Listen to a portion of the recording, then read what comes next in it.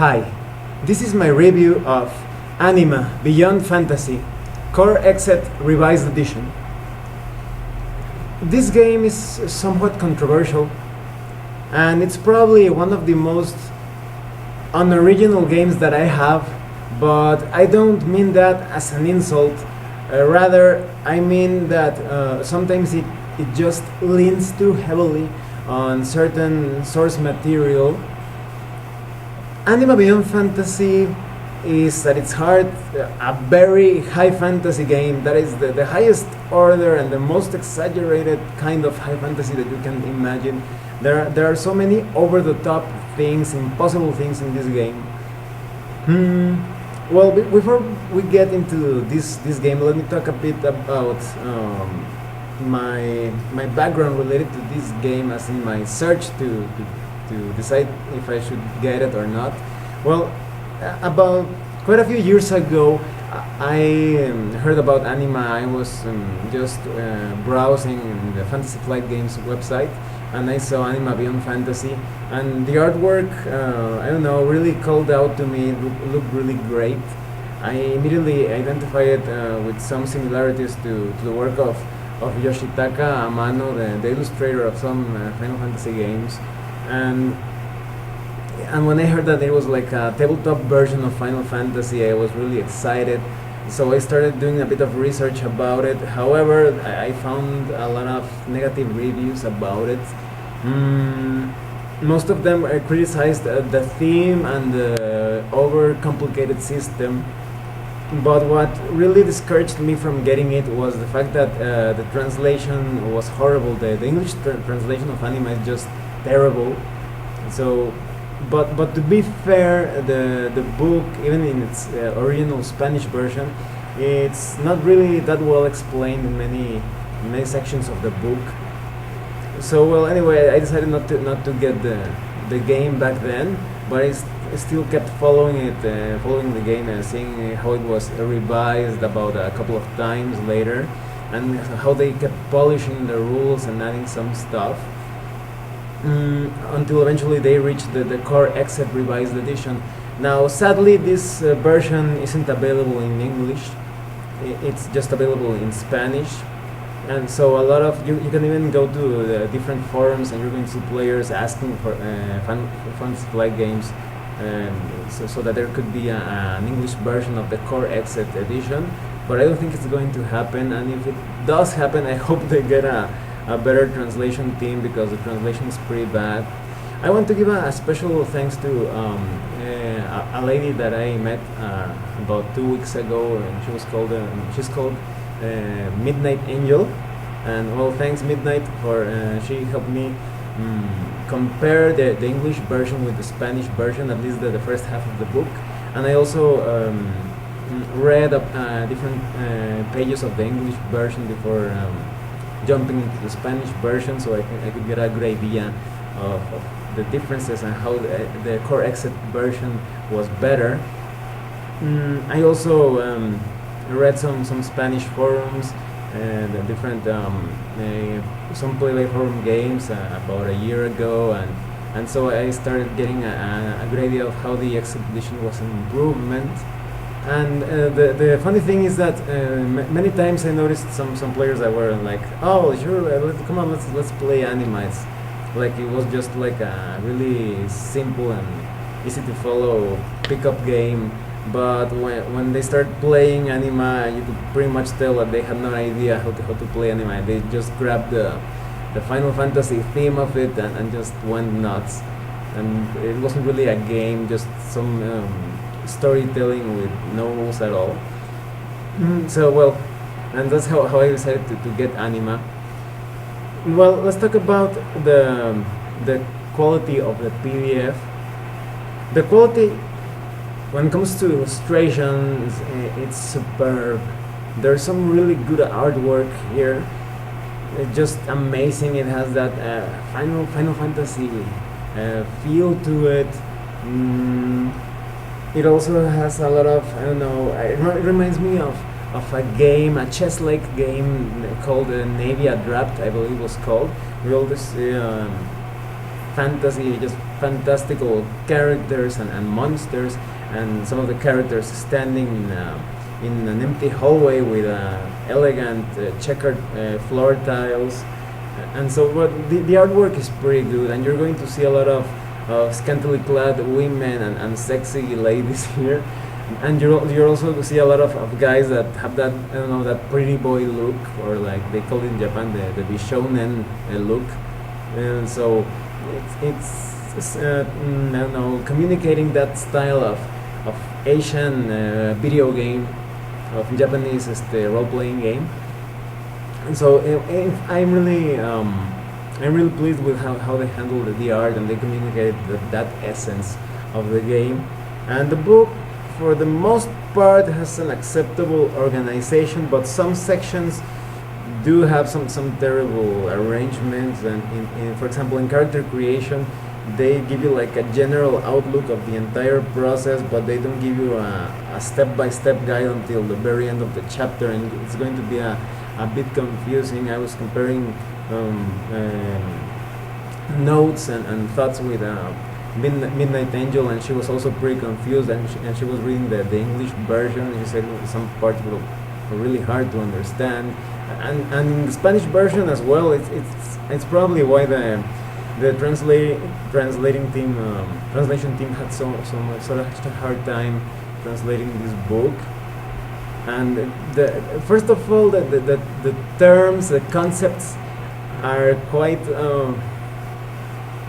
obscure. They could have handled things in an easier way, but they grab familiar terms to role that we know of different role-playing games, and they use them in very awkward ways. For example, I ask you, the viewers, what would you consider the concept or the meaning of a turn? You know, my turn, your turn. Some of you could say, well, a turn is basically the amount of time that passes when a character takes an action. I take my action, and then you go after me. Well, here in Anima, when they say turn, they mean an initiative modifier, so that's incredibly confusing. So they are talking about turns, and you're not sure if they're talking about when a character is taking an action, or the specific modifier for initiative.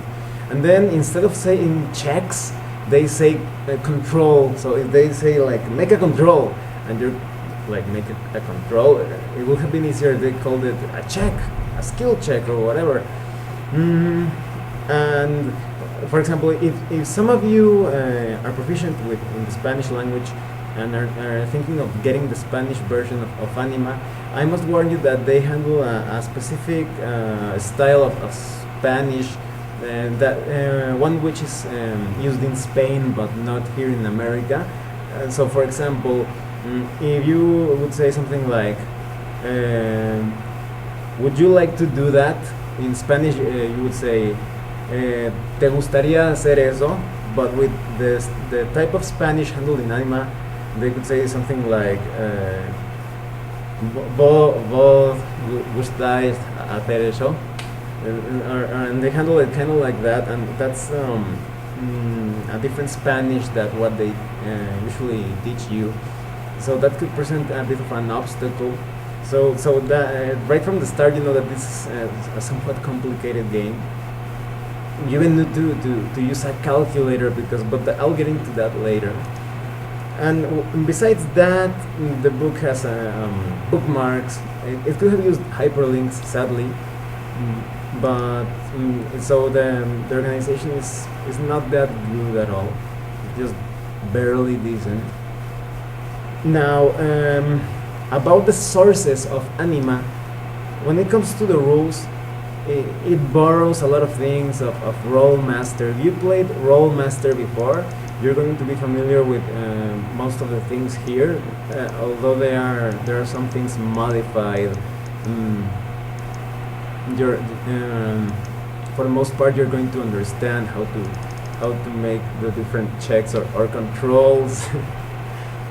And some parts of the book are just really terribly bad explained. For example, we have a rule that's called the rule of 10. Now I'm going to translate these paragraphs for you and see if they make sense. a character makes a dexterity control, that is a dexterity check, where he gets a 9. You then roll a 10, which allows you to sum 12 to your characteristic and get a result of 21 instead of 19. And then a character executes a dexterity control where he gets 9. He gets a 1, which gives him a basic difference of 8 points to his favor, but thanks to a rule of 1, add 3 points to the difference, having a total of 11 points. If you get a 10 instead, you will have missed by 1 instead of 4, so that makes no sense at all, I'm telling you, and I'm translating it the best as I can. And even Midnight Angel read the rule in English, and it also doesn't make any sense. And that could have saved a lot of time by just saying, if you roll a 10, you add a +2, and if you roll a 1, you take -3 of the roll. That's it. You roll a 10 +2, if you roll a 1, -3. I think there is some more errata related to this, but that's basically it. So it's not very well written, and there are many things that are not very well written at all, and that's going to present some obstacles. Well, when it comes to creating a character, it's also quite complex, again, because the author didn't really know how to explain things. You're going to read a paragraph like 3 or 4 times, and you're still not going to be sure of how to apply the rules, because this game handles some pretty large modifiers when compared to other games. So for example, when in other games you have like, I don't know, +2 or +3 or -4, here you have +30, +35 and -20, and then you also handle some pretty big amounts when it comes to the points that you can distribute in your characteristics. So they start telling you, oh, you have this 100 points, and just spend them however you like in this and that trait, and then they start saying, but not beyond this amount of points, and remember that if you have this other characteristic, that lowers the amount of points you can distribute, but you can also add this and that, and everything could have been a lot better if they just, I don't know, just synthesized or made things a bit shorter in terms of not using too many words to explain some very simple thing. So I've seen I've seen people that actually take notes to create a character, and Midnight Angel was also thinking of taking notes because everything was just too complicated. And so basically you will be able to create a character eventually, but you'll have to read things quite a bit, read and reread, so you can create the character that you want. And you basically have archetypes and categories. So for example, in archetypes you have the fighter, the mystic, the psychic, the stalker, the domine, and a character without category. And within, without archetype. And within each archetype you have categories. So for example, the fighter has a fighter, acrobat fighter, paladin, dark paladin, weapon master, explorer. And in the mystic you have categories such as warlock, conjurer, mentalist, sorcerer. A psychic has mentalist, warrior mentalist. The stalker has the thief, the shadow, the assassin. The domine has the Tau and the technicist, and the character without a category, the archetype without archetype, it's the novel. And the novel is pretty much like a jack of all trades, but pretty weak. If you want to have a long campaign or play at the long term, you're going to have to, you're better off choosing some other character. And well, the cool thing about these archetypes and categories is that you can specialize your character for different roles. So for example, let's say two players want to play a sort of like a fighter type character. So they could be like, okay, I'll play a fighter conjurer, and you can play a fighter mentalist, and that way we can each focus on different things. You can focus on summoning things, and I can focus on affecting things with like telekinesis and so that sort of thing. and so it's quite flexible. You don't need to have a specific party organization that you need to be a cleric, you need to be a thief, to survive a different adventure. You can specialize different archetypes and categories, so they can accomplish different tasks. And let me tell you that Anima feels like it has an integrated epic tier level of play from the beginning. You're going to begin as just a decent character, not too powerful, not too weak, but when you up in level, you really go up in level. You're going to reach incredible heights of power. There is a lot of potential to become sort of like a demigod. You're going to be able to punch your way through mountains. You're going to be able to take on armies and destroy cities. You're going to be able to use spells that are just mind-blowing, like I don't know, summoning a burning star from another dimension and just tossing it at your opponent. You will be able to create earthquakes that affect just everything around you, and just so many crazy stuff, or materializing weapons out of nowhere. Anything that you have seen in anime and video games and beyond, you can create it with or recreate it with this system. So that's actually pretty cool to create of Anima. Anima feels a lot like a strict simulation of fantasy role-playing games as according to Eastern style or multimedia. And then I also have to make special mention of those that are called the Lost Souls. And here is where the theme starts to get a bit controversial. I'm not getting into it yet, but for starters, everything that isn't human is considered a lost soul, because this game has a very dogmatic or inquisitorial Catholic feel to it. So you're going to get all the characters that you are used to seeing in other games here are called the Lost Souls, the feeling. And you're going to have your basic elves, the Sylvain, but all adapted to the theme and the world of Anima. You also have you're going to have the Jojan with that kind of feel a lot like half giants in other games. The Anjani that are basically like half shadow people or shade people. And then you have the Budan that are kind of like angelic beings. The Daima that are kind of spirits, like spirits of the wild, and the Duxaris that are beings of pure darkness.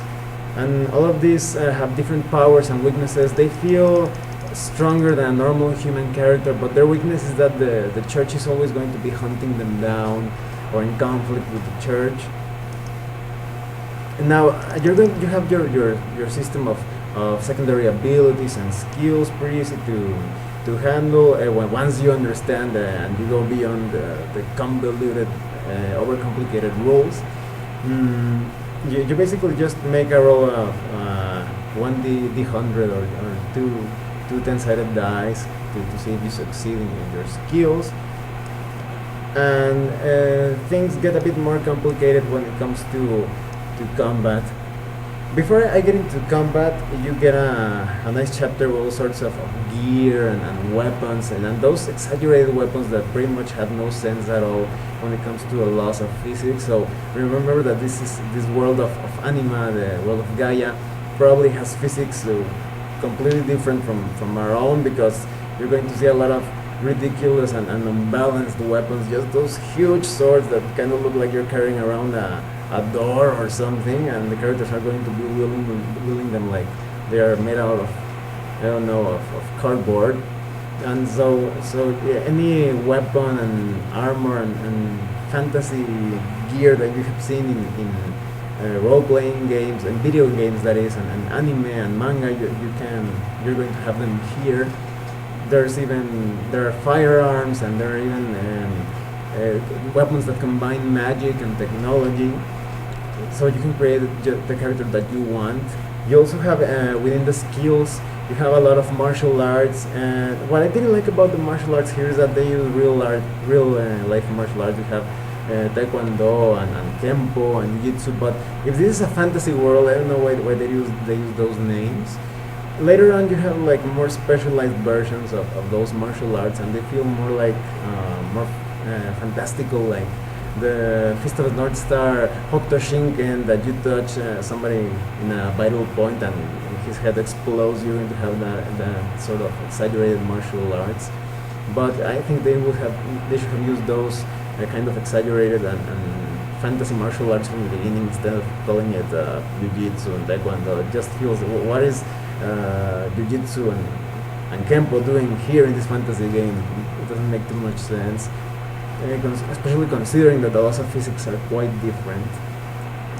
And well, when it comes to combat, you get some rules concerning fatigue and wounds, but as your character grows stronger and stronger, you're going to be able to go way beyond the limit. You're going to be able to attack a lot of times per turn, and I mean a lot of times. You will be able to face off against entire armies by yourself.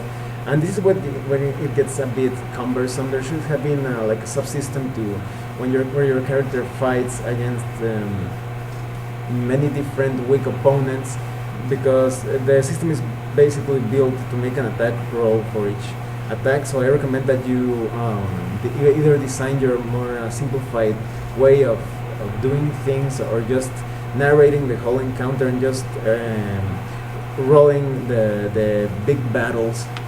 Do you remember if you have played the Final Fantasy games, you're probably going to remember those huge boss fights where you're facing off against this enemy and you have to approach the battle really carefully, like casting the protect spell and then shell and then maybe applying some status effects. Well, every fight in Anima kind of feels like that. So, there are some battles that could be a bit faster, but the combat is so incredibly detailed and has a lot of number crunching that instead of having a lot of battles in a single game session, you're going to be having a few smaller ones with a lot of detailed steps and maneuvers.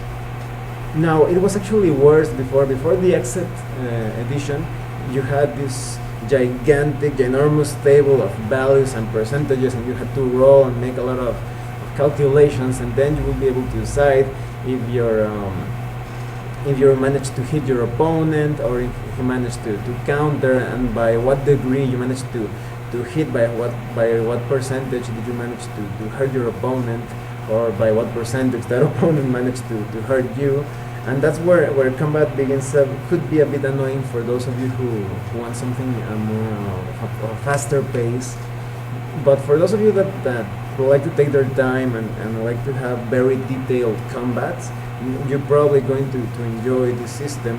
And here in the Exxet version, they give you a streamlined version of combat. Now, I've tried both versions, and I find that the streamlined edition, the streamlined version, while being faster, it actually makes the combat take longer, because the blows aren't as lethal, because characters here are not going to have like 10 hit points, 20 hit points. They're going to have hit points in the values of 100 hit points or more, especially at higher levels. Just like Final Fantasy games, you have this huge amount of hit points.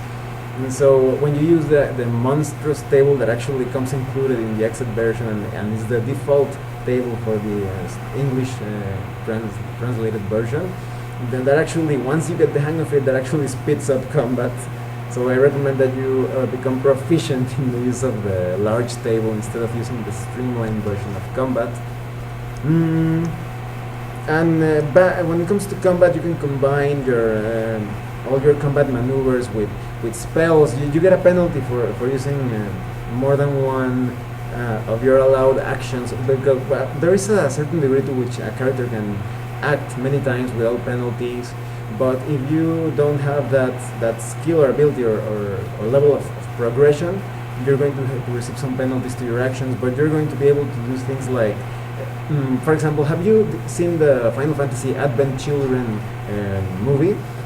All of those attacks, you're going to be able to reproduce them here. So for example, maybe your character slashes with his oversized sword and shoots out a wave of pure blue energy, and then you're going to somersault and slash again and transform your blade into two, and you're going to be spinning around like a blender and killing everything. You're going to be able to reproduce that, but because of the system, it's going to be like a feeling like a step-by-step thing. So when in other games you're going to be like, I jump and slash and shoot this, and you make a roll. Oh, I hit you and I dealt this amount of damage. Great. In Anima, you're going to be like, first I summon 2,000 swords and throw them at you. Okay, making the roll, checking the table. I hit you, the damage. Okay, and then I jump and I attack with both of my. Okay, checking, rolling. Checking the table. Yeah. So that's there when it could get a bit cumbersome, but if you don't mind that rhythm, you are going to have some very enjoyable combats, especially with the big bad enemy of the game. And you can use sort of like monk abilities of controlling that internal power and accomplishing so many super heroic moves.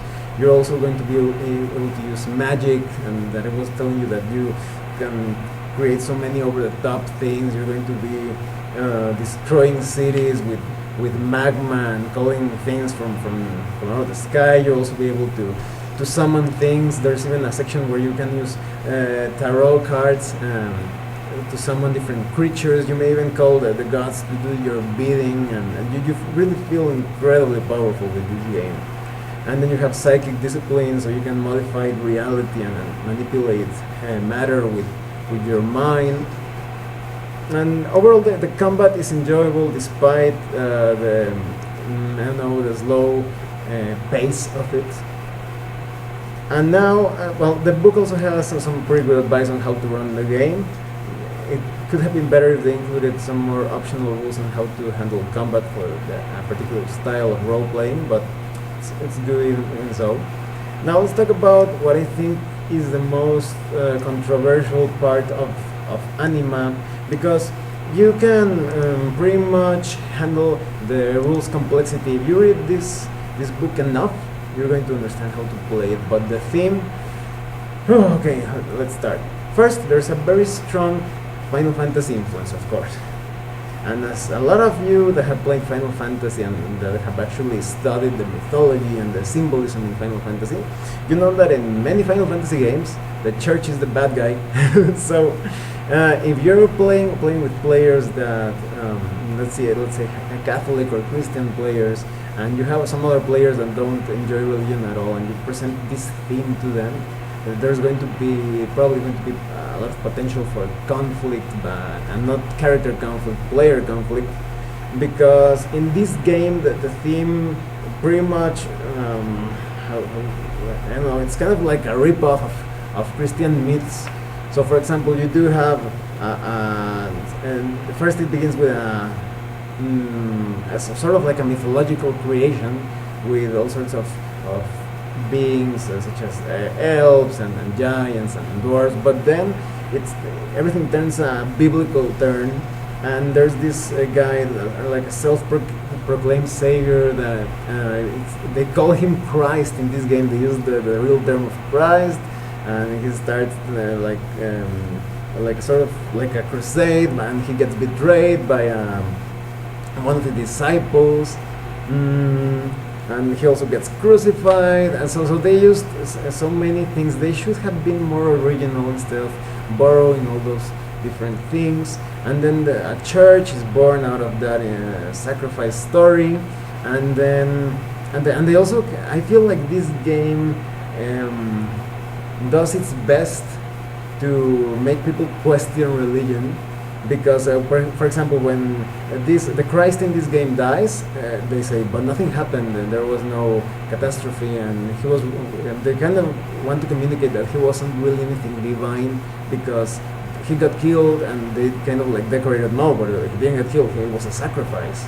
It was like I don't know, like an excuse for what happened, and nothing supernatural happened afterwards. There was no because he's supposed to be the son of God.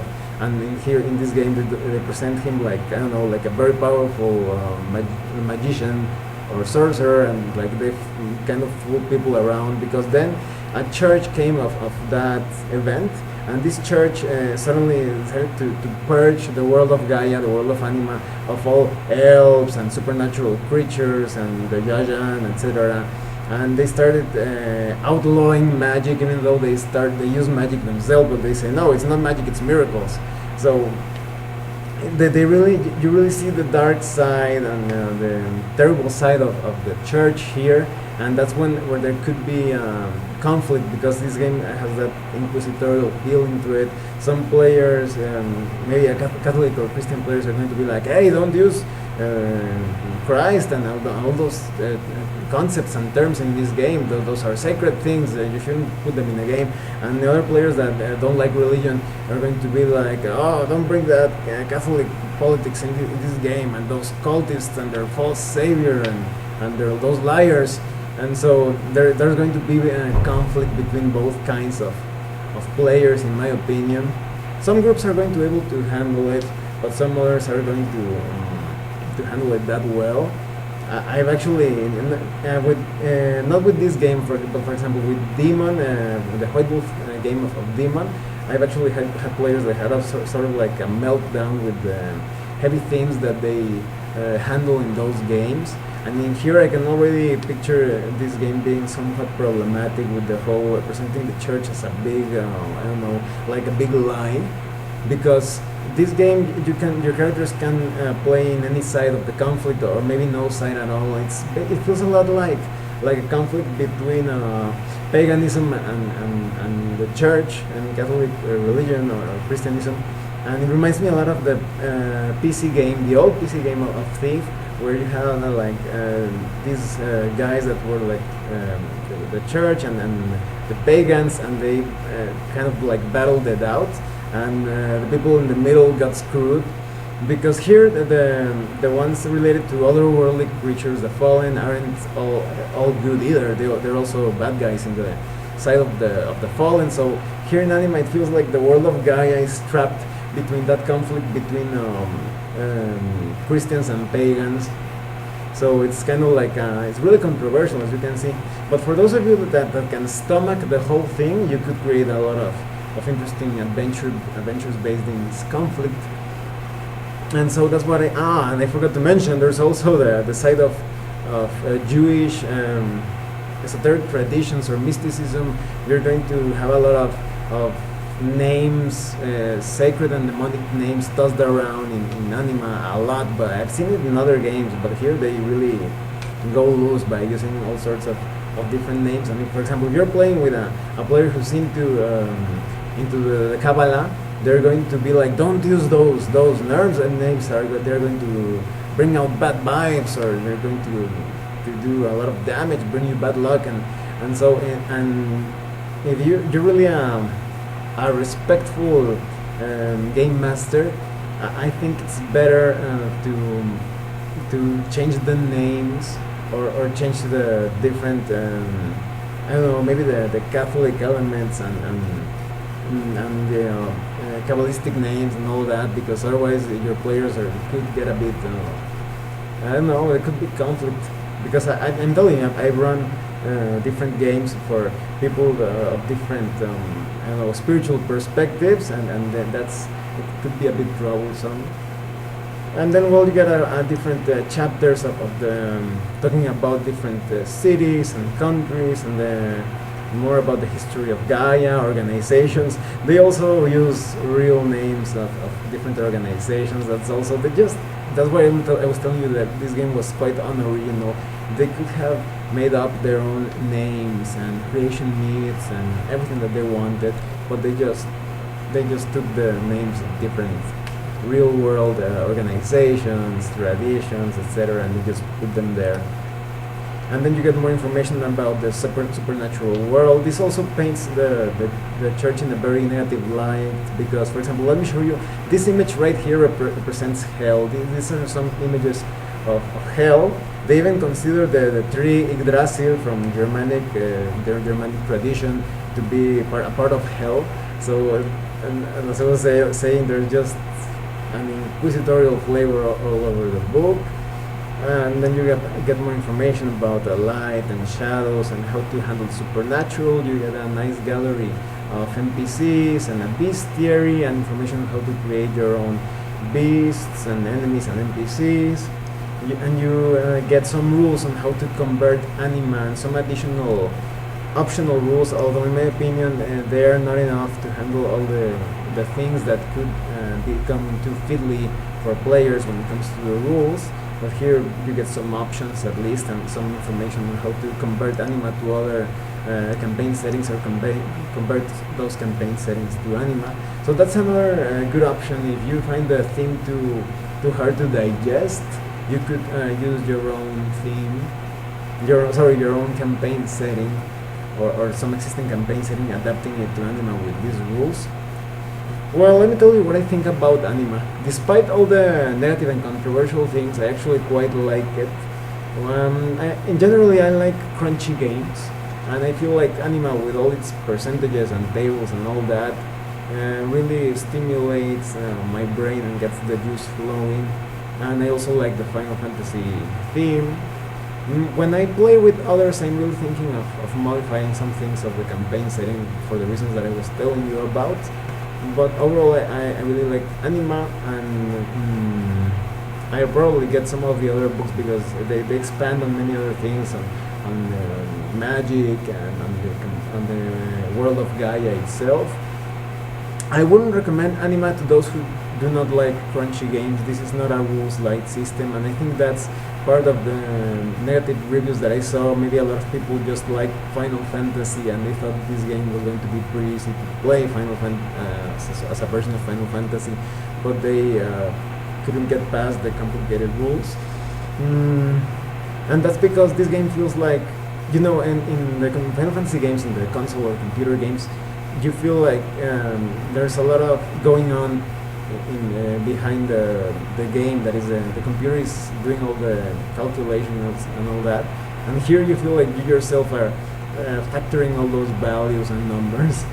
So if you don't like that level of crunchiness, don't get this game. And if you're thinking of getting this Spanish edition, that I actually feel is a bit of an improvement when it comes to the rules, even though I criticize the complicated way in which they are explained, it's even worse in the English version. Keep in mind that I was telling you it's a very specific style of Spanish,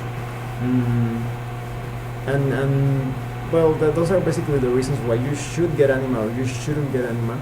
I personally recommend it if you like a simulation. This is probably the best Final Fantasy simulation in tabletop format. Well, thanks for watching my review. If you have any comments or questions, please let me know, and see you later.